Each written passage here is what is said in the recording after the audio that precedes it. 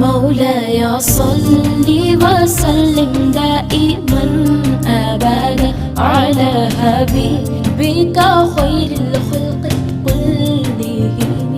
محمد سيد الكونين والثقلين، محمد سيد الكونين والثقلين، محمد سيد الكونين والثقلين والفريقين من أرب ومن أجم. مولاي صل وسلم دائما أبدا على حبيبك خير الخلق كلهم.